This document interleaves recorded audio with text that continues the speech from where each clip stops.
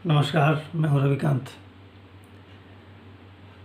जैसे बनारस के ज्ञानवापी में कोर्ट के आदेश से सर्वे हुआ, उसी तरह से मध्य प्रदेश की इंदौर के निकट धार में स्थित भोजशाला का भी सर्वे हो रहा है और ये भी मध्य प्रदेश हाई कोर्ट की इंदौर खंडपीठ के आदेश से हो रहा है।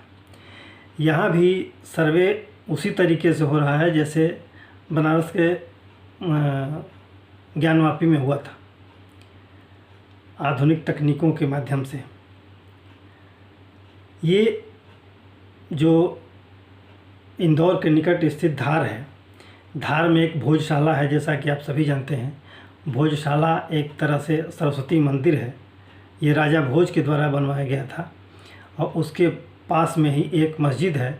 उसी का विवाद है, जिसको ये जानने के लिए कि ये मंदिर है या नहीं, उसके लिए ये सर्वे का काम हो रहा है। इस धार नगरी को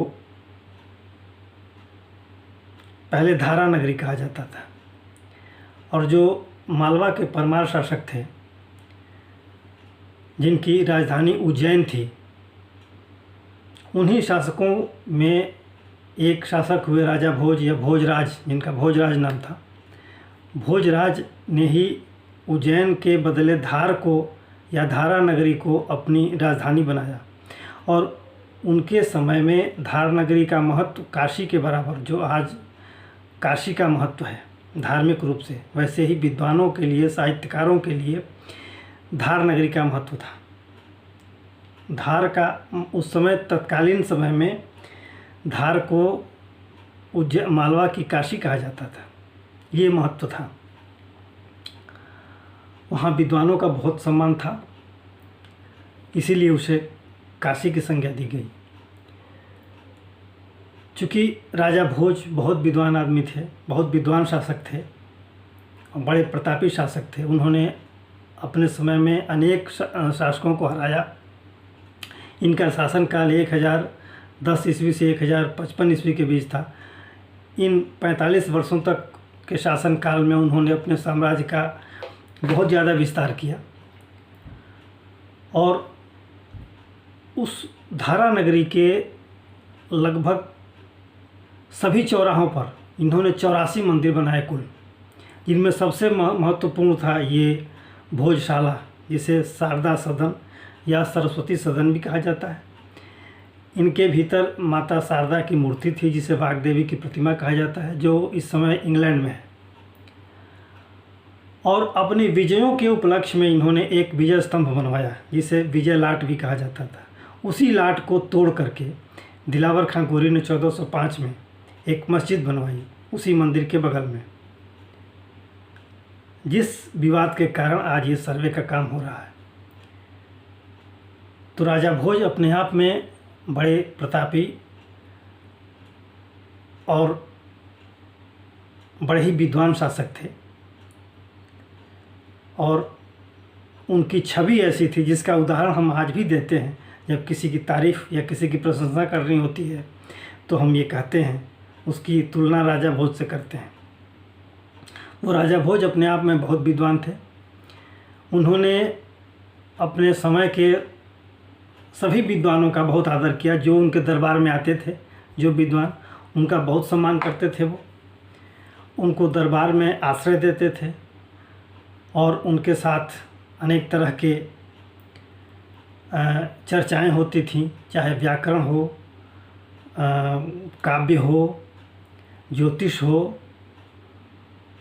श्रृंगार पे हो, अनेक तरह की साहित्यिक चर्चाएं वहाँ होती थी और अनेक पुस्तकों की रचना भी हुई। राजा भोज खुद एक बहुत विद्वान शासक थे और उन्होंने अनेक किताबों की रचना की, जैसे व्याकरण और अलंकार शास्त्र पर उन्होंने लिखा सरस्वती कंठाभरण, श्रृंगार प्रकाश, प्राकृत व्याकरण, योग शास्त्र पर पातंजलि योग सूत्र लिखा उन्होंने, और नाटक पर कूर्म शतक, चंपू रामायण लिखा।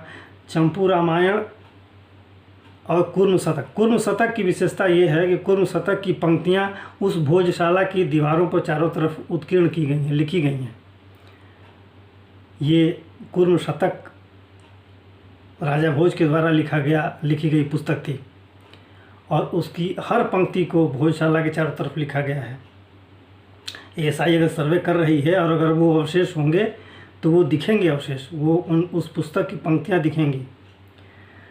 चंपू रामायण की या भोज चंपू की विशेषता ये है कि ये गद्य और पद्य दोनों में लिखी जाती थी।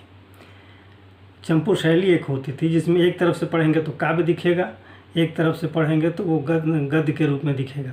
तो ये चंपू शैली थी।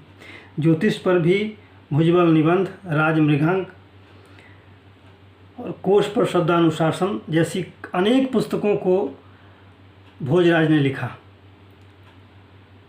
तो उस भोजराज के धारा नगरी को आज उसका अन्वेषण हो रहा है, उस शारदा सदन का अन्वेषण हो रहा है। अब उसमें एएसआई को क्या मिलता है वो तो बाद में पता चलेगा, और वो सब कोर्ट में जमा होगा, उसके बाद कोर्ट तय करेगा कि क्या है क्या नहीं है। मैं इतिहास की चर्चा कर रहा हूँ आपसे। और जब ये कहा जाता है कि जब राजा भोज की मृत्यु हुई तो मृत्यु के रूप में वहाँ के जो विद्वान थे उन्होंने एक श्लोक के रूप में बताया है, वर्णन किया है कि अद्य धारा निराधारा निरालंबा सरस्वती पंडिता खंडिता सर्वे भोजराज दिवंगते। यानी राजा भोज के दिवंगत होने के साथ ही धारा नगरी निरालंब हो गई, निराधार हो गई, विद्वान असहाय हो गए, बिना किसी आधार के हो गए, निराधार हो गए, आलम्बहीन हो गए। उनको कोई महत्व देने वाला नहीं था, उनको कोई सहारा नहीं था। धारा नगरी इस तरह से इतनी मायूस और इतनी निरालंब हो गई थी। तो इन पंक्तियों से उस शासक का महत्व पता चलता है, उस नगरी का महत्व पता चलता है, और उस समय विद्वानों का क्या सम्मान था, क्या आदर था, ये पता चलता है। तो राजा भोज का सम्मान हम सबके मानस पटल पर है, हम सबके दिल दिमाग में है, इसमें कोई संदेह नहीं। वो इतने बड़े विद्वान शासक थे, इसमें भी कोई संदेह नहीं। वो बहुत बड़े प्रतापी शासक थे, इसमें भी कोई संदेह नहीं। तो निश्चित रूप से ऐसे शासक के द्वारा बनाई गई भोजशाला भी अपने आप में अनूठी होगी। तो इन्हीं शब्दों के साथ आज इतना ही। अगर ये वीडियो आपको अच्छा लगा हो, लाइक करें, शेयर करें, कमेंट करें, सब्सक्राइब करें और अपनी बातों को कमेंट के रूप में लिखें ताकि आगे जो कमियां हैं उसको सुधारा जा सके। धन्यवाद।